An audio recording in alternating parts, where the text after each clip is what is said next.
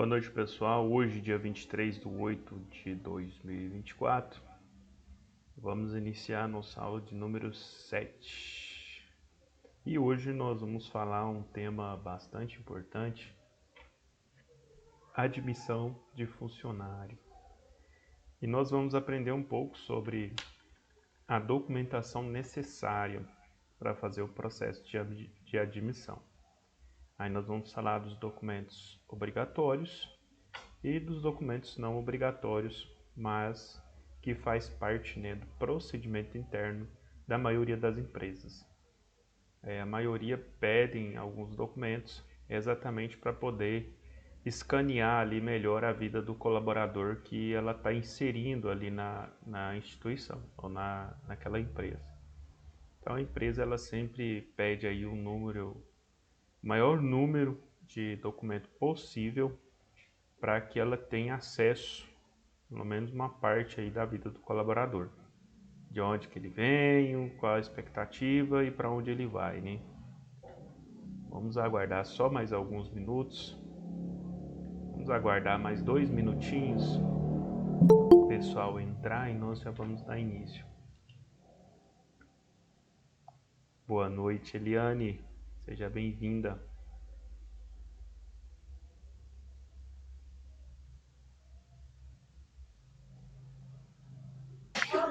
Boa noite, professor. Boa noite, seja bem-vinda. Vamos aguardar só um minutinho e já vamos iniciar.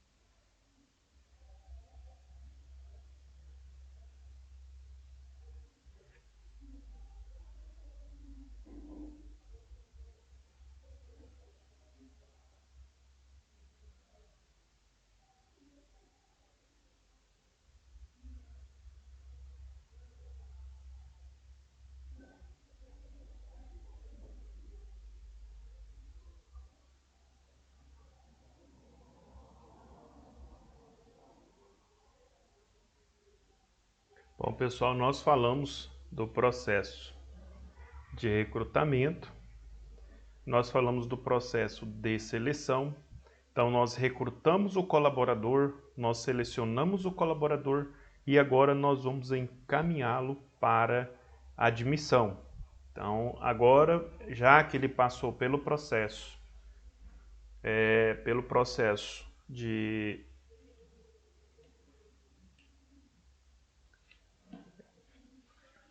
Só um minutinho.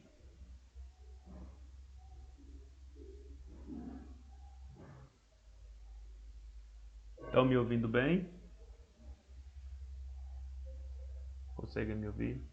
Beleza. Bom, então depois que esse colaborador ele é recrutado, passa pelo processo de seleção e ele é selecionado, agora ele vai para o processo de admissão. No processo de admissão, será necessário alguma documentação. Não adianta só ele ter passado pelo processo de recrutamento, não adianta nada ele ter passado pelo processo de seleção, se a documentação dele não tiver ok, certo? Se você é homem, precisa da sua reservista. O homem, quando completa 18 anos, o primeiro documento que ele tem que esforçar para tirar é a reservista. Ele vai ter que alistar e ele vai ter que ter a reservista, porque senão ele não consegue trabalhar. Um dos documentos primordiais para o homem é reservista. Tá? Sem reservista não trabalha. Carteira de trabalho. Nós não temos mais a carteira de trabalho física. Essa carteira de trabalho que vocês estão vendo aí, ela desapareceu, ela não vale nada mais, tá? Então, se você tem uma carteira de trabalho igual essa daí, acabou, não tem mais valor para a empresa. Mas eu sugiro que você guarde ela, tá? Não joga fora. Guarde ela, porque se futuramente vai que dá uma pane no sistema do INSS, né? Porque hoje é tudo um sistema digital. Vai que dá uma pane no sistema, aí você tem a sua carteira de trabalho para provar que você foi um contribuinte, que você trabalhou de carteira assinada e blá blá blá blá blá, certo? Então não jogue sua carteira fora, guarda ela, deixa ela no local seguro, guardada, protegida. Você não vai precisar mais dela, a não ser futuramente aí num caso de aposentadoria, se acontecer alguma divergência na sua documentação, você tem a carteira para provar que você contribuiu aquele período de tempo, certo? Vocês sabiam que essa carteira não tem mais valor? Essa carteira física? Eu não sabia. Então, Cristiane, você precisa fazer a carteira de trabalho digital, tá? Essa carteira aí não tem mais valor. Se você for trabalhar numa empresa, a empresa já não pega mais essa carteira de trabalho sua. Aí você tem que baixar o aplicativo lá na Play Store, carteira de trabalho digital. Aí você entra com a sua conta Gov, tá? Se você não tiver uma conta Gov, você pode baixar lá na Play Store também, conta Gov. E aí você baixa a conta Gov, cria uma conta Gov e através dessa conta Gov, gente, essa conta Gov, ela é muito importante. Todos vocês têm a conta Gov? Sim, eu tenho. Muito bom. Muito bom, gente. A conta Gov de vocês é prata, bronze ou ouro? É outro detalhe importante, tá, gente? Se a sua conta Gov é bronze, você precisa passar essa conta Gov para ouro, tá? Organiza uma forma, existe várias formas lá de você passar essa conta Gov para ouro. Por que que a conta Gov ouro é tão importante? Olha, com a conta Gov você consegue acessar todos os sistemas do governo. Existem alguns sistemas da Receita Federal que você consegue acessar através da sua conta Gov, mas ela precisa ser ouro. Se ela não for ouro, você não consegue entrar. Então é importante ter a conta Gov e é importante você passar ela para ouro. Para passar ela para ouro, existem algumas medidas de segurança. Ele faz um reconhecimento facial. Se ele conseguir reconhecer a sua imagem, ele já vai mudar ela para ouro. Se você não conseguir fazer o reconhecimento facial, se você tem o novo RG do estado de Goiás, ele tem um QR Code, o RG. Através daquele QR Code, você consegue escaneá-lo também. Você entra na conta Gov, escaneia o QR Code do seu RG, aí você consegue passar essa conta Gov para ouro. Então é muito importante que ela seja ouro, tá, pessoal? Eu estou tentando regularizar a documentação de um imóvel rural de um cliente e a gente não está conseguindo regularizar o imóvel rural dele porque a gente não consegue passar a conta Gov dele para ouro. Aí você vai me falar, mas como assim? Ó, a gente tentou reconhecimento facial, não deu certo. A gente tentou pela digital dele, não deu certo. A gente tentou cadastrar, ele não tem digital. Gente, pensa numa luta. A gente foi ao banco, ele tem conta no Banco Itaú, porque se você tiver uma conta no banco e você usa o aplicativo do banco, você consegue acessar também com sua conta do banco e aí você consegue passar essa conta Gov para ouro. E a gente foi ao banco, cadastrou a biometria dele, mas quando a gente vai lá na máquina, no caixa eletrônico, para poder cadastrar o aplicativo do celular, o caixa eletrônico não reconhece a digital dele. Ou seja, aí você vai falar, mas e o RG dele? Gente, o RG dele foi feito em 1983. Então, assim, a gente não pode deixar a nossa documentação bagunçada assim, gente. a gente precisa regularizar nossos documentos. O RG você precisa fazer ele de 10 em 10 anos. E outro detalhe importante, você não consegue revalidar sua carteira de habilitação agora se você não tiver o seu RG atualizado. Então, pessoal, se você tem habilitação, você necessita fazer a revalidação da sua habilitação. E o seu RG tem mais de 10 anos, providencie o mais rápido possível o seu RG, porque senão você não vai conseguir revalidar a sua CNH, certo? Então, assim, são informações, são dicas importantes, e é importante vocês, às vezes vocês não sabem dessas informações, e eu quis compartilhar aqui com vocês, porque eu vejo que é muito importante. No caso do meu cliente, ele teve que tirar uma segunda via de casamento agora, aí ele vai ter que fazer o RG dele para depois a gente passar a conta Gov dele para ouro, para depois regularizar a situação da propriedade rural dele. Ou seja, a gente só vai conseguir regularizar a situação da propriedade rural dele daqui uns 3 meses. Então, imagina só, ele vai ficar com a propriedade rural dele 3 meses embaraçada por conta de um documento, dos documentos que ele não se atentava em regularizar. E se ele precisasse vender essa propriedade com urgência, o que ele faria? Ele não ia conseguir. Porque se ele não faz a regularização da propriedade, ele não consegue transferir essa propriedade para outra pessoa. Ou seja, ele tem que esperar o processo acontecer para depois ele conseguir vender essa propriedade. Ou seja, daqui 3 ou 4 meses. Entende o quanto a documentação é importante? No caso da admissão, essa documentação também é muito importante. Por isso que eu estou falando para vocês, né, que vocês precisam regularizar a documentação de vocês. Quem não tem a carteira de trabalho digital, então cria a conta Gov. Se já tem a conta Gov, você vai entrar com a conta Gov na sua carteira de trabalho digital. No momento que você entrar na sua carteira de trabalho digital, confere para ver se está tudo certinho, os registros, né, que você tem na sua carteira de trabalho física, se lá na sua carteira de trabalho digital, se está tudo ok, se está tudo organizado, se não está faltando alguma coisa. É bom você fazer uma comparação, certo? Aí, a partir desse momento, você vai guardar essa carteira sua de trabalho física num local seguro e deixa ela lá, você não vai precisar dela mais. Mas, se você precisar, você tem, né? É igual o policial fala. O policial fala, não, eu não tenho arma para usar. Eu tenho arma porque eu necessito da arma, né? Porque se for preciso usá-la, eu tenho ela, mas eu não tenho para usar, certo? Então, assim, se você não vai ter a sua carteira de trabalho para usar, mas se você precisar dela, ela vai estar lá guardada, né? Porque tem gente que fala, eu não preciso mais, vou jogar fora. Aí ele joga fora, vai que dá uma pane lá no sistema do INSS, quando ele vai aposentar, não consta as empresas que ele trabalhou, os anos de contribuição que ele fez, e aí como que ele vai conseguir provar isso lá no INSS?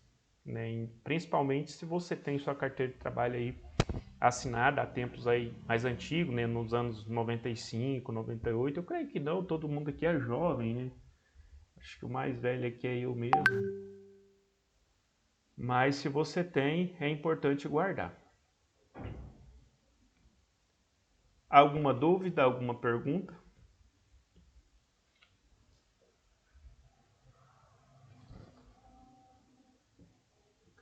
Assistente RH, aula 07, Psicologia Aplicada, processo de admissão. Nessa aula vamos abordar os passos do processo de admissão dentro da empresa e suas formas de contratação.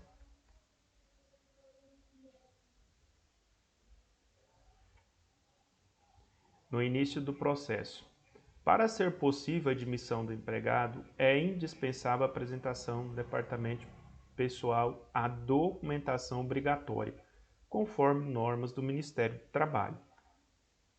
Carteira de Trabalho e Previdência Social. Bom, essa carteira de trabalho e previdência social, antigamente, né, você apresentava sua carteira física, hoje não precisa mais. Né? Eu vou apresentar aqui, deixa eu entrar na minha carteira aqui, eu vou fechar a apresentação, vou mostrar para vocês como que funciona a carteira digital aqui, depois a gente volta aqui para o conteúdo. Eu vou mostrar para vocês como que vocês fazem lá, o tanto que é simples e objetivo. Eu vou apresentar aqui para vocês verem, porque é muito importante isso aqui, viu, gente?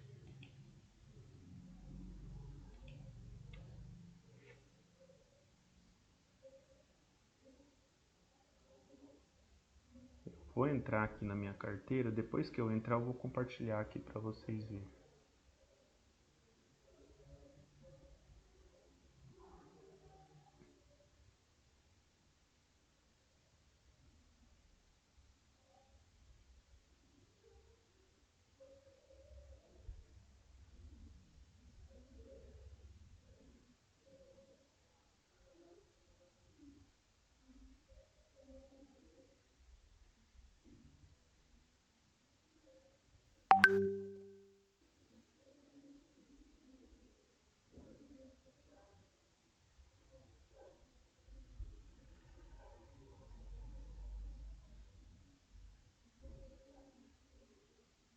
Bom, aqui eu estou dentro da minha carteira.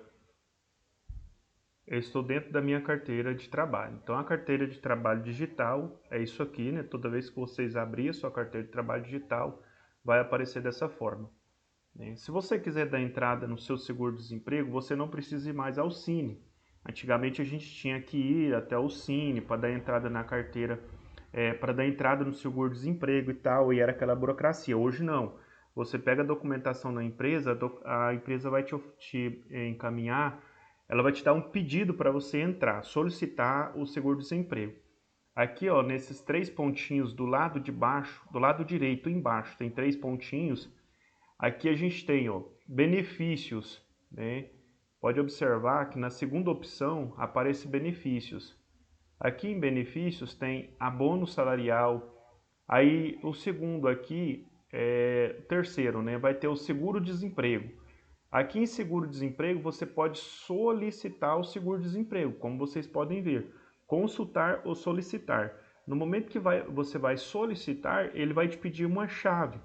Essa chave vai estar na guia que a empresa vai ter passado para você. É só você colocar a chave, o sistema gera as parcelas automaticamente. Ou seja, você não precisa ir até o Cine mais. Acabou aquele negócio de ter que ficar indo até o Cine para dar entrada.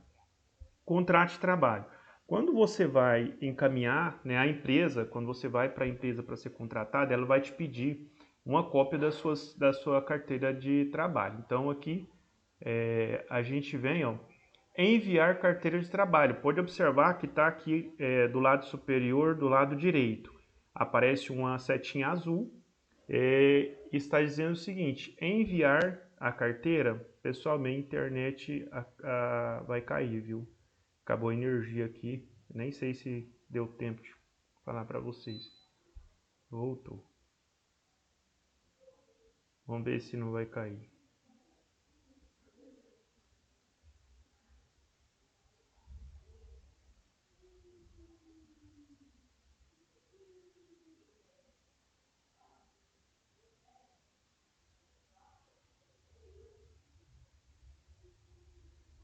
Pessoal, tudo bem com aí? Estão me ouvindo?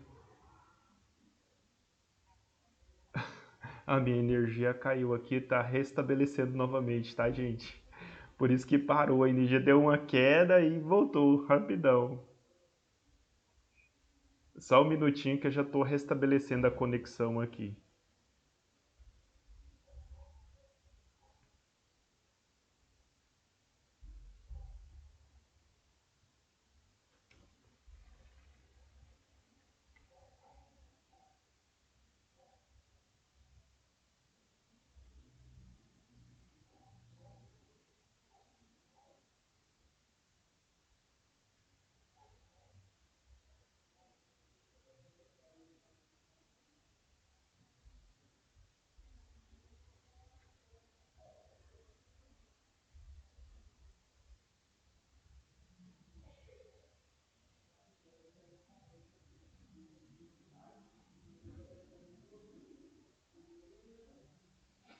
Só um minutinho que vai dar certo. Eu tô esperando o meu roteador voltar a funcionar, ele demora alguns segundos. Mas já tá retornando aqui a minha conexão.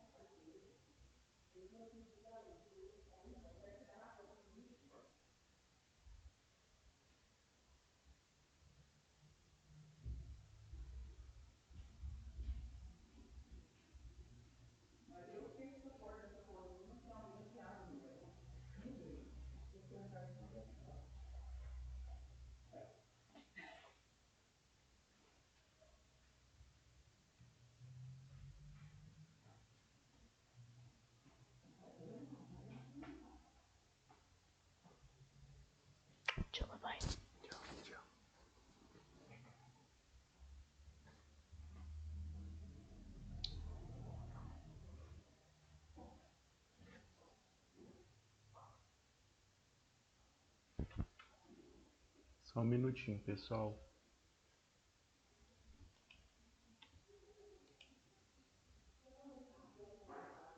Estou fazendo aqui, estou restabelecendo a minha conexão para a gente continuar.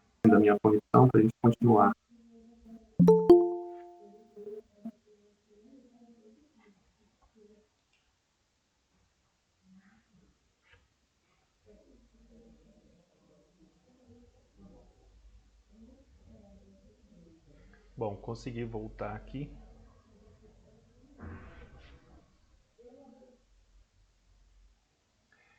Aqui, pessoal, tem a carteira de trabalho digital. Quando a empresa vai contratar você, ela vai pedir, né, uma cópia da carteira. Então, você vem aqui do lado superior, nessa setinha, né, tá aqui, ó, enviar carteira de trabalho, lado superior direito. Aqui, ele vai perguntar os dados que você quer enviar. Né? Aqui aparece algumas empresas que eu já trabalhei, e aí, quando eu clico aqui, ó, do lado de baixo, tá vendo que tem um PDF? Ele vai gerar um PDF. Aí eu vou enviar esse PDF para a empresa, certo? Então a carteira de trabalho digital, ela é muito boa. Ela tem os contratos de trabalho, vai aparecer aqui todos os contratos, tá vendo? No caso aparecem os contratos que eu tenho, que eu já fiz. E no caso de vocês vai aparecer também, certo? Vou parar o compartilhamento aqui do meu telefone. E a gente vai voltar aqui novamente.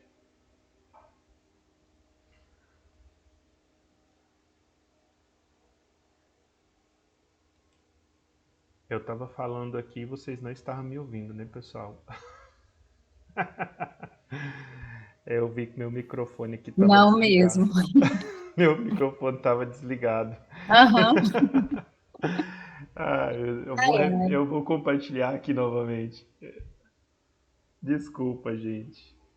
Acabou a energia aqui, eu perdi a conexão e perdi até um pouco o sentido aqui também, misericórdia. E aí eu tô falando com vocês, mas não tava vendo aqui que o microfone tava desligado. Beleza, eu vou compartilhar aqui novamente. Pronto, acho que eu já até fechei a carteira de trabalho.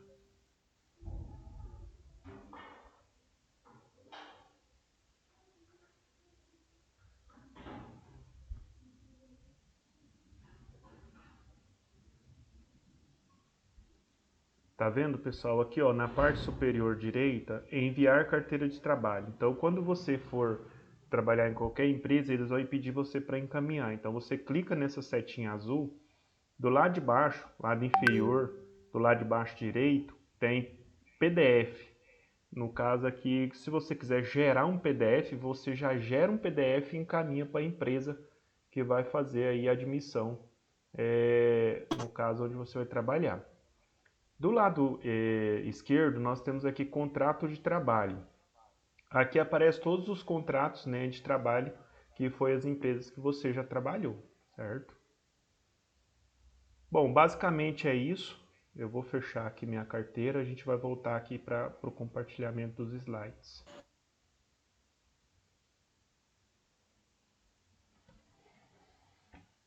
Alguma dúvida aí referente à carteira digital?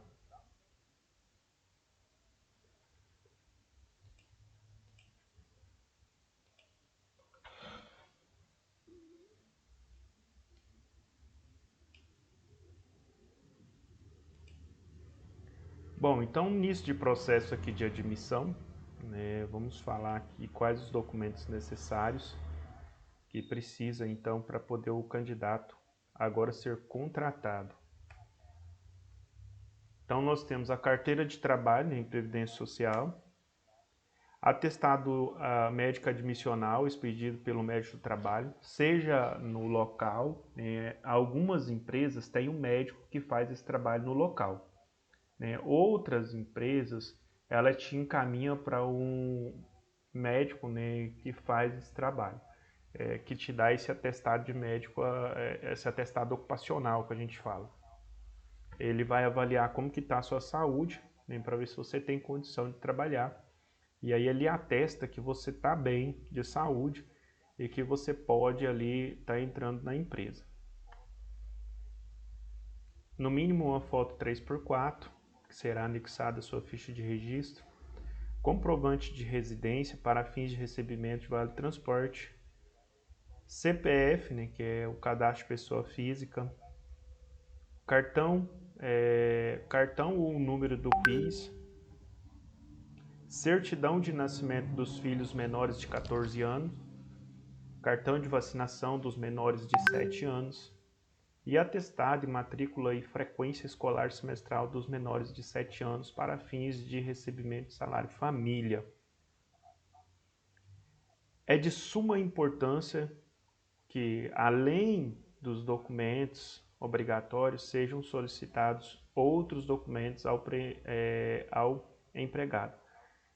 Acessórios para a sua identificação, bem como para o preenchimento no livro de ficha de registro do empregado, tais como aqui os primeiros que eu citei para vocês são obrigatórios, né, pelo Ministério do Trabalho. Esses outros já é mais uma normativa da empresa, exatamente para preencher a sua ficha de cadastro lá na empresa.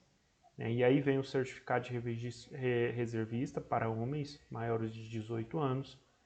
Como eu disse a vocês, o homem, se não tiver reservista, ele não vai ser contratado em lugar algum. Tá? Então, o homem fez 18 anos tem que alistar para conseguir reservista. Título de eleitor para pessoas maiores de 16 anos, carteira de identidade, certidão de casamento e etc. Então, esses são alguns documentos básicos. Pode ser que, no caso de algumas profissões, né, vai pedir também ali alguns certificados, no caso de motorista, motorista de transporte de pessoas, aí existem uns documentos a mais. Aí eu não vou entrar também aqui em detalhes, né, se caso vocês forem fazer esse trabalho, vocês terão acesso a essa solicitação de documentos, a esses formulários. Tipo de contrato de trabalho. Bom, existe vários tipos de contrato de trabalho. Nós vamos estar citando alguns deles aqui. Melhor dizendo, nós vamos estar citando todos eles. Nem todo contrato de trabalho é igual, levando em consideração a legalidade ou um contrato de trabalho pode ser. Aqui nós temos um contrato, né, de experiência por prazo indeterminado, contrato estágio e menor aprendiz. Então são alguns tipos de contratos que a gente vai estar passando para vocês aqui, a gente vai estar explicando sobre eles. O contrato de experiência. Um contrato de trabalho normal, porém com um período de vigência pré-estabelecido, sendo no máximo previsto por lei por 90 dias. Então, o contrato de trabalho não pode passar de 90 dias, o contrato de experiência, tá? Contrato temporário. Se nesses 90 dias o colaborador decidir sair da empresa, ele vai ser desligado dentro dos 90 dias. Se caso a empresa não quiser também esse colaborador, vai que esse colaborador não atendeu a necessidade da empresa, quando fizer 90 dias a empresa pode desligar ele, né, tranquilamente, sem ter nenhum problema. Ele pode ser desligado antes dos 90 dias se o contrato for feito para 90 dias, o contrato de experiência, porque o contrato ele pode ser feito com 45 dias, tá? E pode ter uma prorrogação. Só pode ter uma prorrogação. Se o contrato foi feito para 45 dias, eu posso desligar o funcionário com 45 dias. Caso eu queira fazer uma prorrogação para mais 45 dias, eu posso prorrogar para mais 45 dias. Só que uma vez que eu prorroguei esse contrato, eu não posso mandar o colaborador embora antes de inteirar esses 45 dias de prorrogação. Eu só posso mandar ele embora, só posso despedir ele da empresa após inteirar aí os 45 dias de prorrogação. E existe um outro exemplo, né? A gente pode fazer um contrato temporário de 30 dias. E esse contrato temporário de 30 dias pode também ter uma prorrogação. Eu fiz o contrato temporário de 30 dias, inteirou os 30 dias, eu quis prorrogar o contrato para mais 30 dias. Então eu prorroguei o contrato para mais 30 dias, então deu 60 dias. Aí eu não posso prorrogar mais. Aí eu tenho que fazer o desligamento do colaborador dentro dos 60 dias. Ou, né, eu vou ter que deixar o colaborador lá na empresa, não posso mandar ele embora. Porque se passar desse tempo, aí já sai do contrato temporário. Então aí já vai gerar despesas aí, vai gerar impostos e tudo mais. Então a gente tem que observar muito bem isso daqui.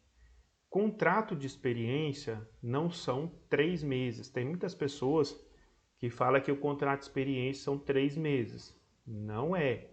Contrato de experiência no máximo 90 dias, levando em consideração que você pode ter uma prorrogação. Então faz para 45 dias, dá uma prorrogação para mais 45 dias. Ou então você pode fazer para 90 dias direto. Alguém deseja fazer a pergunta?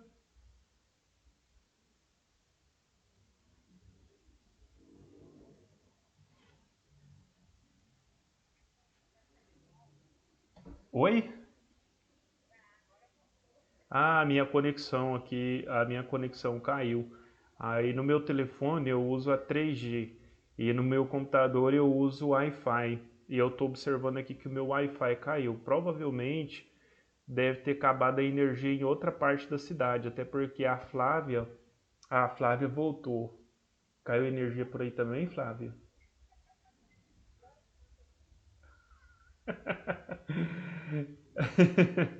Eu imaginei que tinha caído a energia por lá também. A Flávia mora aqui em São Simão, por isso que eu tô perguntando para ela. Eu também tô nos dados móveis aqui agora, gente.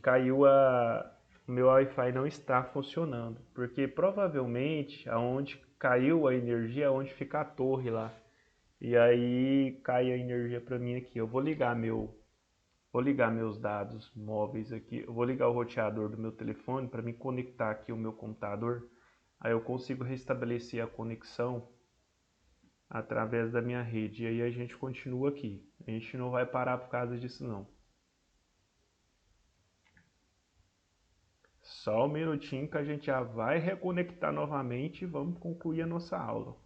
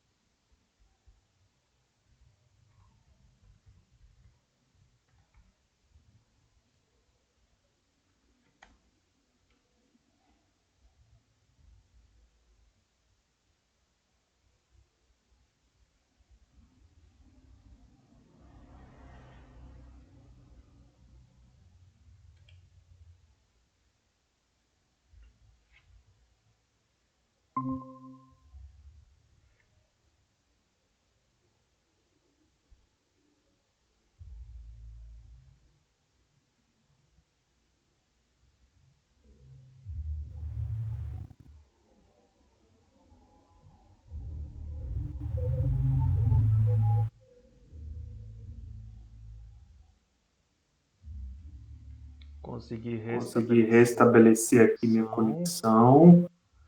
Vou compartilhar com vocês a minha... Vou abrir aqui. Já consegui restabelecer a conexão. Vocês estão me ouvindo bem? Sim, Sim, tá professor, dando para entender bem. Maravilha. Agora eu vou compartilhar com vocês aqui a minha tela e a gente já vai dar continuidade na nossa aula. Desculpa aí, pessoal imprevisto. A gente depende de internet, depende de energia e, sabe, não é fácil, né? Às vezes acontecem alguns imprevistos.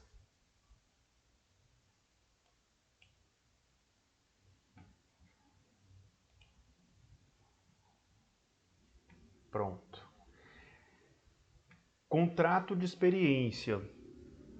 Contrato de experiência não é 3 meses, tá, gente? Tem muita gente que diz que o contrato de experiência é 3 meses. não é 3 meses, é 90 dias. Então eu posso fazer um contrato de experiência de até 90 dias.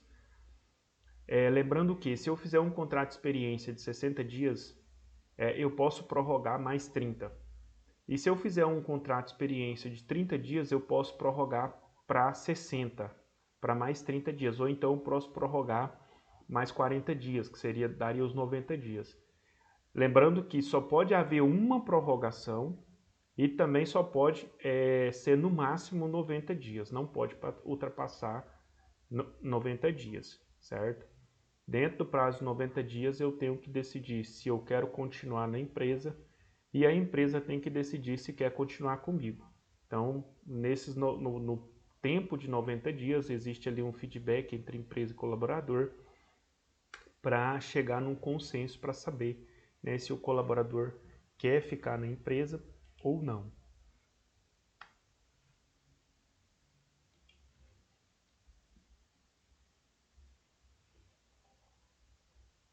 Vamos aqui mais para frente.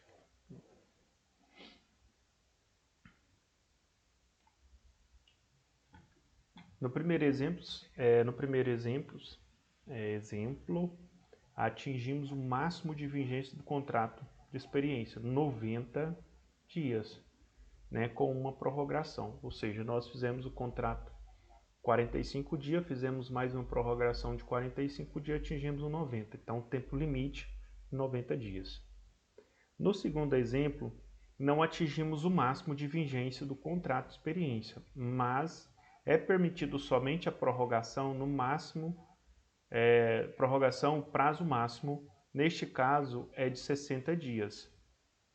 Podemos também elaborar um contrato de experiência por 90 dias, direto, entendeu? Eu posso elaborar um contrato de experiência de 30 dias, prorrogar mais 30 ou prorrogar mais 40. Ou eu posso fazer um contrato de 45 dias, prorrogar mais 45 dias. O que eu não posso, né, é fazer mais de uma prorrogação. Tipo, eu fiz um contrato de 30 dias, prorroguei para 60. Aí eu não posso fazer outra prorrogação para inteirar os 90, porque eu já fiz uma prorrogação. Então eu já não posso fazer mais. Então o colaborador terá que ser desligado dentro de 60 dias ou então ele entra no contrato permanente automaticamente. Se o empregado for dispensado injustamente antes do término do prazo do contrato de experiência, deverá o empregador efetuar o pagamento de indenização em razão de 50% do salário, que seria devido a partir do dia seguinte da dispensa. Ou seja, se eu dispensar o colaborador, o meu contrato com ele é de 90 dias. Se eu dispensar ele com 60 dias, eu terei que pagar 50% do salário dele mais 30 dias, certo? Então é uma multa por eu ter dispensado ele antes do tempo. Então eu não posso dispensar. Geralmente a empresa, quando não está satisfeita com o colaborador, se o colaborador não está conseguindo executar a função para a qual ele foi contratado, a empresa vai fazer um remanejamento com ele para um outro setor até inteirar os 90 dias para depois ela mandar ele embora. Ou então ela vai dar folga para ele, não, vai para casa, né, tira folga, descansa e dorme. Daqui tantos dias você vem cá fazer o acerto. Eu já vi empresa fazer isso com pessoas. Às vezes o colaborador estava na experiência e ele teve um problema lá na empresa, por conta de briga, de confusão dentro da empresa, a empresa fez o seguinte: não, você vai para casa, né? Tinha 30 dias, ainda faltava 60, o contrato era de 90 dias direto. A empresa falou: você vai para casa, descansa, nós vamos te pagar em casa. Aí quando fizer os 90 dias, você vem aqui, a gente vai dar baixa na sua carteira. Então, assim foi feito o processo. Então, muitas empresas preferem dispensar o funcionário, pagar ele quieto em casa, do que ter dor de cabeça de fazer essa rescisão antes do tempo, fazer essa quebra de contrato. E se o colaborador também, né, por outro lado, abandonar o serviço antes do cumprimento dos 90 dias, ele também é obrigado a pagar uma indenização para a empresa. Então essa indenização, ela tanto é para a empresa quanto para o colaborador. O chicote que dá em Chico dá em Francisco, né? Tanto o colaborador quanto a empresa é obrigado a pagar essa indenização caso né, faça essa quebra de contrato.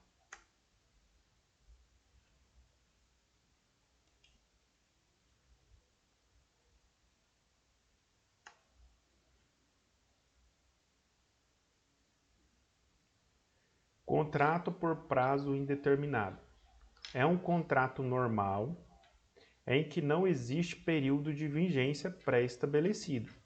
Normalmente, quando acaba a vigência do contrato de experiência, não havendo dispensa por parte do empregador, nem o desejo de ser dispensado por parte do empregado, encontra-se o período de contrato por tempo indeterminado. Ou seja, eu faço um contrato de 90 dias de experiência e esse contrato ele passa a ser por tempo indeterminado a partir do momento que vence os 90 dias. Venceu 90 dias hoje, passou, amanhã já é um contrato por tempo indeterminado. Ou seja, esse contrato não tem um tempo para ele encerrar, certo?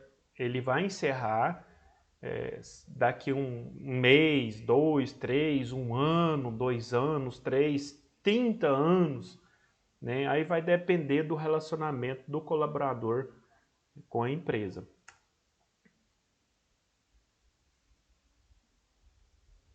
Contrato de estágio. Então vamos aqui falar um pouco sobre contratos de estágio, né? Muita gente fica perguntando como que funciona o contrato de estágio. Existe uma norma, existe uma lei? Sim, gente, existe uma lei que ampara aí os estagiários. O contrato, né, para estagiário é diferente, né, de contratar um colaborador para a empresa, né? Eu vou estar falando algumas diferenças aqui para vocês. O estágio é um período de tempo em que o estudante exerce a sua profissão mediante a prática e aperfeiçoamento do ensinamento teórico ministrado na escola. Ou seja, você vai para uma faculdade, você forma. Quando você termina a faculdade, antes de terminar até um mês ou 2 antes de terminar, tem que fazer um estágio, dependendo do tamanho do estágio, porque varia de curso para curso. Tem curso que o estágio é de 1 ano, tem curso que o estágio é de 6 meses. Então, o estágio ele é obrigatório em todos os cursos de nível superior. Aí vai depender muito da área, tem estágio que é mais tempo e outros menos tempo. Mas você precisa fazer esse estágio dentro de uma empresa, ou seja, você vai colocar em prática aquilo que você aprendeu na faculdade. Ou você vai aprender com pessoas que já fazem o trabalho na prática. Então você vai estar ali tanto aprendendo quanto também contribuindo com o conhecimento que você adquiriu na faculdade. Algumas empresas, elas remuneram, né, os contratos de estágio. Outras empresas não fazem remuneramento. É obrigatório? Não. A remuneração, dependendo de algumas empresas, elas pagam, outras não. Dá uma bolsa, né, existe empresa que dá bolsa também para as pessoas que fazem estágio. A legislação que regula o estágios remunerados de estudantes do ensino médio e superior é a lei tal, tal, tal. Então, existe o estágio remunerado e não remunerado, tá? Quando a empresa decide fazer uma remuneração, ela vai fazer conforme a lei 11.778, de 25 de setembro de 2008. Não são todos os lugares que vai fazer essa remuneração. Eu já vi muitas pessoas fazer estágio em empresas sem remuneração. A remuneração do estágio, a realização do estágio remunerado não ocorrerá vínculo empregatício de qualquer natureza. Ou seja, a pessoa que vai fazer o estágio, ele não tem um vínculo empregatício com a empresa, ou seja, ele não está amparado pela empresa. Até toda pessoa que vai fazer estágio é obrigado a fazer um seguro no período em que ele está fazendo o estágio. Então, ele tem que pagar um seguro obrigatório, é obrigatório ele pagar esse seguro, né, particular, para que a empresa possa se resguardar de qualquer problema que venha acontecer com ele dentro da empresa, porque a empresa não tem nenhum vínculo empregatício com ele. Então, se caso ocorrer alguma coisa ali, algum acidente de trabalho, alguma coisa, ele tem que estar assegurado. Então, por isso que ele é obrigado a pagar um seguro para ele poder fazer o estágio dentro da empresa. Então, é uma regra geral? A maioria das empresas vai te pedir isso, principalmente se for essas empresas de grande porte. Às vezes, uma empresinha familiar, né, às vezes não vai te solicitar isso, mas se for empresa de grande porte, vai exigir isso. Cristiano levantou a mão, pode falar? Professor, e esse seguro que o estagiário é obrigado a fazer, ele é registrado em cartório? Não, você contrata um seguro, tipo um seguro temporário de 3 meses, 6 meses. Você pode Ah, fazer isso num sim. banco, por exemplo, no Banco Bradesco, Itaú, Banco do Brasil, tem Hum. esse serviço, essa prestação de serviço. E não Ah, fica tá. caro não, tipo assim, você paga lá uns 70, 80 reais mais ou menos por mês para fazer esse seguro. É barato. Ah, ok. E é um seguro temporário também, só o tempo que você vai ficar fazendo o Está estágio. estagiando, né? Uhum. Exatamente. E aí você apresenta o contrato de seguro, né? Na hora que você vai entrar na empresa, você já apresenta esse contrato de seguro. Entendi. O comprovante da inexistência de vínculo empregatício é a celebração do termo de responsabilidade entre o concedente, empresa, interveniente, instituição de ensino, e o estagiário, o estudante. Sobre remuneração paga, o estagiário não incide em encargos previdenciários, ou seja, não desconta, né, INSS da folha de pagamento do estagiário. Sendo, no entanto, obrigatório, né, o concedente a contratar um seguro contra acidentes pessoais. Então, assim, isso aqui é obrigatório, né, a utilização desse seguro, a contratação desse seguro. Tá? Então, se você vai fazer um estágio, você tem que contratar. Geralmente, as faculdades, elas te indicam algumas empresas que faz essa prestação de serviço. E mais em conta, né? Mais barato. Contrato de aprendiz. Contrato de aprendiz é um contrato de trabalho especial, ajuntado por escrito e por prazo determinado. O empregador se compromete a assegurar ao maior de 14 anos e menor de 24 anos inscritos em um programa de aprendizagem, formação técnico-profissional metódica compatível com o seu desenvolvimento físico, moral e psicológico. O aprendiz a executar com zelo a diligência as tarefas necessárias a essa formação.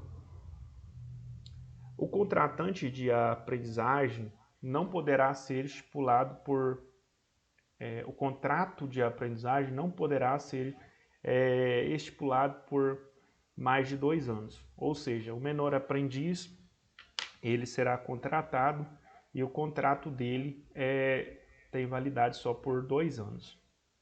E a idade máxima permitida, né, para a aprendizagem passa de ser de 24 anos. Anteriormente era 18, no entanto, na idade mínima não foi alterada e permanece, né, a idade mínima aí de 14 anos. A idade máxima do contrato de aprendizagem não se aplica a aprendizes com deficiência. Base do artigo 428 da CLT, novas redações da data de MP, tal. Bom, então, nos menores aprendizes aí, eles podem ser contratados, né, a partir dos 14 anos. A empresa, quando vai contratar um menor aprendiz, ela tem que contratar ele para fazer um trabalho, né, e esse trabalho tem que ter um equilíbrio. A empresa não pode colocar ele para desenvolver um trabalho pesado, além do que ele possa suportar. Né? Às vezes o empregador fala, não, vou contratar um menor aprendiz, vou colocar ele para trabalhar igual um adulto. Gente, não funciona dessa forma. Né? Isso gera processo, isso gera desgaste, isso não vai funcionar. Então, o menor aprendiz, eles ajudam muito e são muito inteligentes, tá? Menor aprendiz, eles têm uma sabedoria muito grande. Então, se você aprender a controlá-los e a conduzi-los, você tem uma ferramenta na sua mão muito boa. Eu conheço muitas pessoas que entram como menor aprendiz, né, e depois a empresa contrata essas pessoas, porque desempenham uma função muito bem dentro da empresa e a empresa acaba contratando eles para poder continuar na empresa futuramente. Obrigações da empresa no processo de admissão. Na admissão do empregado, o empregador precisa ater-se a diversas rotinas para contratação e registro do vínculo empregatício, dentro das quais destacamos: livro ou ficha de registro do empregado. A ficha de registro ou livro são obrigatórios para o registro do trabalhador conforme o artigo 41 da CLT. Porém, com o advento da Lei 10.443/01, das Consolidações da Lei do Trabalho, 19 de julho de 2001, não há obrigatoriedade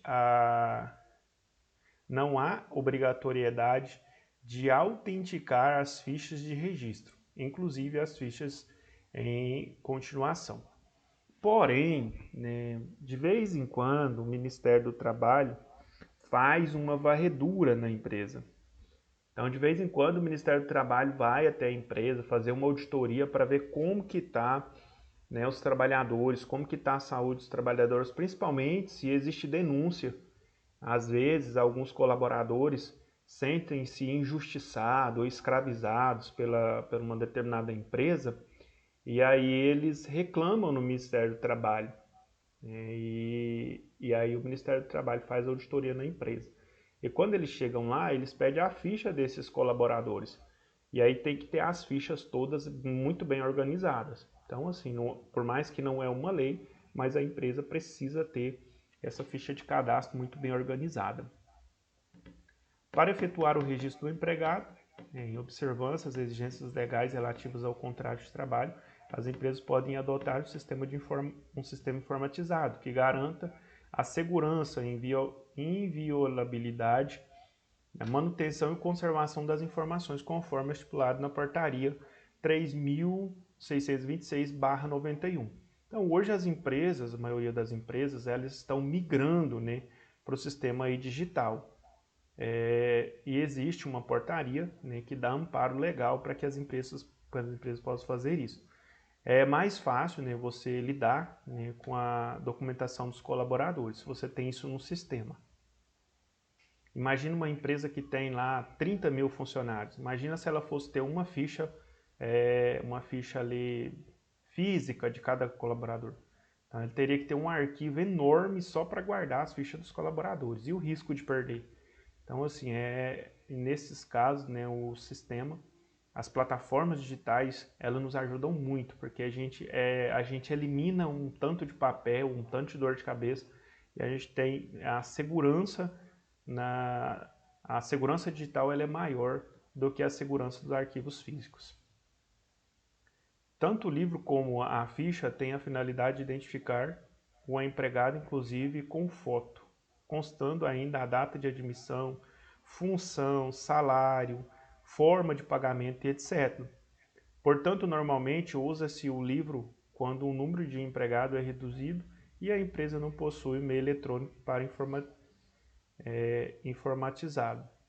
Então, as empresas pequenas vai possuir esse livro, onde vai ficar as fichas dos colaboradores. As empresas maiores já tem um sistema eletrônico onde fica armazenado todas essas fichas. Por que é tão importante? Por exemplo, o Ministério Público do Trabalho vai fazer uma supervisão na empresa, vai que um funcionário reclamou que ele está com desvio de função. Ele foi contratado para trabalhar na parte de limpeza, mas ele está trabalhando na parte mecânica.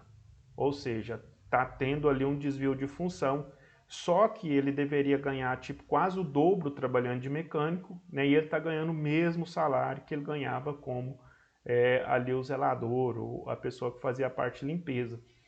Então, muitas das vezes há denúncias, e aí o Ministério do Trabalho vai fazer uma varredura na empresa para descobrir o que está acontecendo. E ela já sabe qual é o funcionário, ela vai na ficha dele. O que o João faz aqui? Então, lá na ficha do João, está lá que o João foi contratado para a área de limpeza. Vamos descer na indústria, onde que fica o João? Aí chega lá, o João está trabalhando de mecânico. Aí a empresa vai ser multada, porque houve ali um desvio de função. E quando há desvio de função, a empresa é multada. Então, o que a empresa tem que fazer? Adequar o funcionário à vaga e ao salário ao qual ela está disponibilizando ali para o João trabalhar. Vocês estão me ouvindo bem? Sim, Sim, A minha apresentação está aparecendo ok para vocês ou ela está mais ou menos? tá bem borrada. Não dá para Então, ver direito, não. ela, ela, ela travou para vocês. Para mim aqui ela tá normal, mas para vocês ela travou. Deixa eu tentar ver se eu consigo voltar aqui. Não pode ser assim.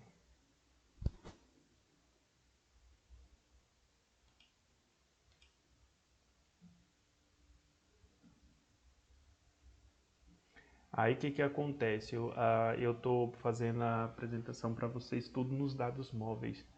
Aí a internet não consegue comunicar a informação, né? Porque são muitas informações ao mesmo tempo. Eu uso um sistema, eu uso o CAM, que a gente faz os vídeos, eu estou usando o meu celular e estou usando o computador.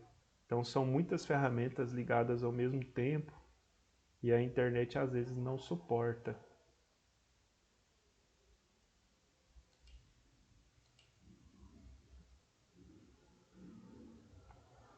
Mas eu vou compartilhar. Vai dar certo.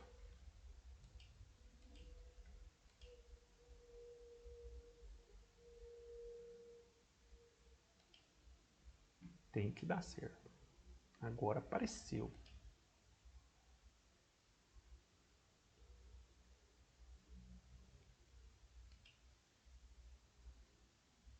Bom, vamos falar então da jornada de trabalho.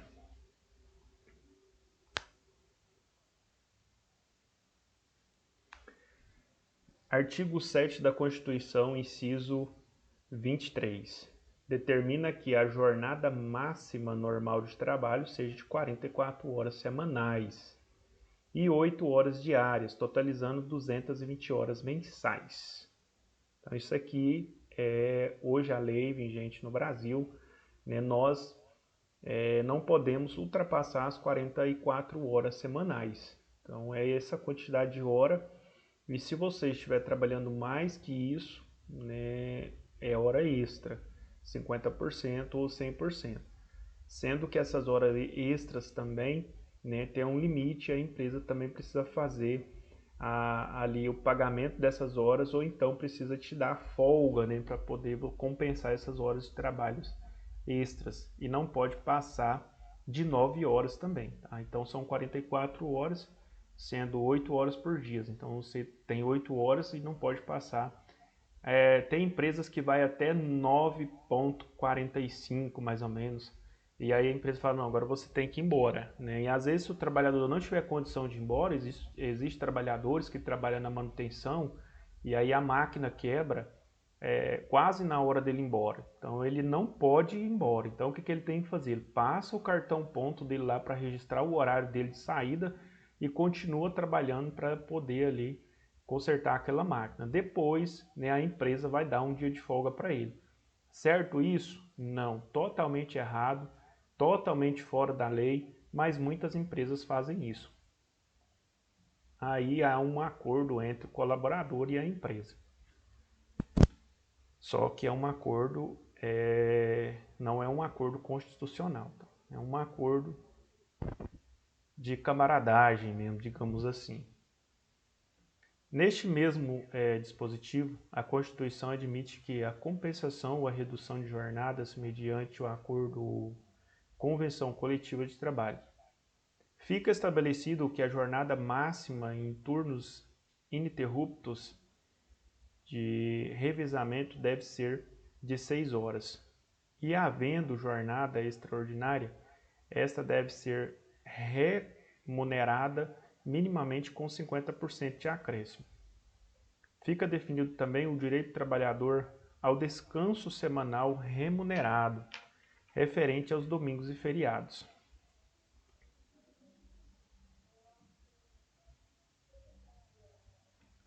jornada de trabalho. Segue abaixo alguns fatores legais a serem considerados sobre a jornada de trabalho. O descanso semanal remunerado deve ocorrer no máximo após o 6º dia de trabalho, sendo que 4 folgas deverá coincidir com o domingo. Lei 10.101/00. Entre a jornada de trabalho e a outra, entre uma jornada e outra, o trabalhador deverá usufruir de um intervalo mínimo de 11 horas, de 35 horas e de 35 horas, 24 mais 11, no caso de repouso semanal. E existe também, né, aqueles trabalhadores que trabalham 12 horas e folga 36. Né? Aí nós temos aí alguns enfermeiros, nós temos também nessa área alguns seguranças, né? Então eles trabalham 12 horas ininterruptas e depois eles folgam 36 horas, que é o permitido por lei. Intervalo para refeição e descanso de mais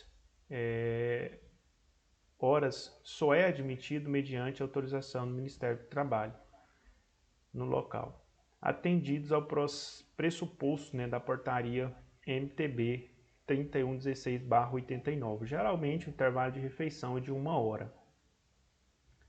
A hora noturna considerada entre 22 horas do dia até as 5 horas do dia seguinte, por fixação legal, são computadas a cada 52 minutos e 30 segundos, devendo ser paga com acréscimo de mais 20%. As horas extras máximas admitidas diariamente são 2 horas.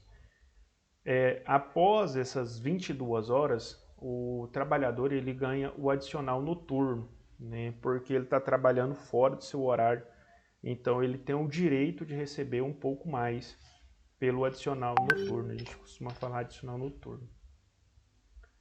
A medida provisória, né, 1.709 de 98, aplicou-se e admite que 120 dias para o ano. O cálculo de banco de horas permite ao empregado estabelecer uma jornada de trabalho em época de maior produtividade e reduzindo sua jornada nas ocasiões de baixa produtividade. Existem algumas normas, né, pré-estabelecidas e às vezes a gente não entra muito fundo nessas normas, nessas leis, porque elas já são pré-estabelecidas. Se você for trabalhar em uma empresa, lá a empresa já vai te orientar, já vai ter uma base muito bem organizada. Então você não precisa preocupar muito com isso não, que vocês não vão se embaraçar não. A empresa ela vai te passar todas essas informações e existem algumas normas pré-estabelecidas também pela própria empresa que está fora, né, das leis. A própria empresa já restabelece ali algumas normas para beneficiar os seus trabalhadores. Aqui eu trouxe uma mensagem, né, aí para vocês. Nunca diga às pessoas como fazer as coisas. Diga-lhes o que deve ser feito e elas surpreenderão você com suas engenhosidades. George Patton.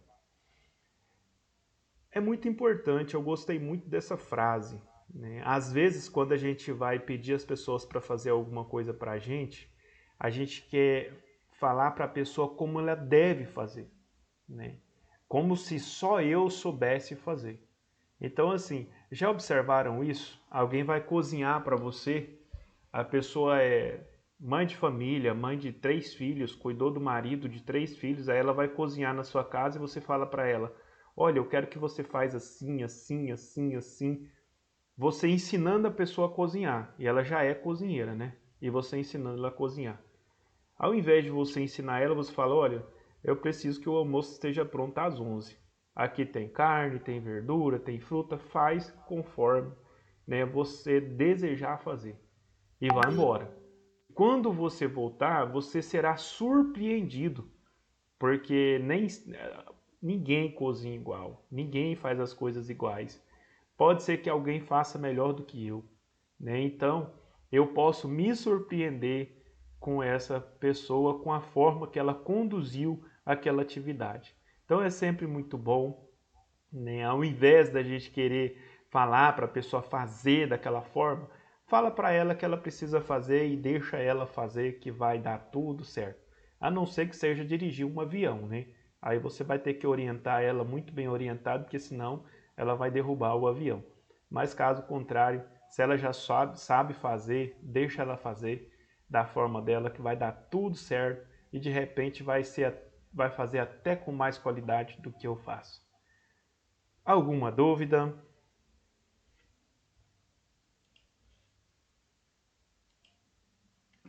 Eba, conseguimos concluir a nossa aula. Alguns intempéries, algumas dificuldades, mas nós conseguimos. Sexta-feira, acabando a energia, caindo a internet, mas conseguimos. Maravilha.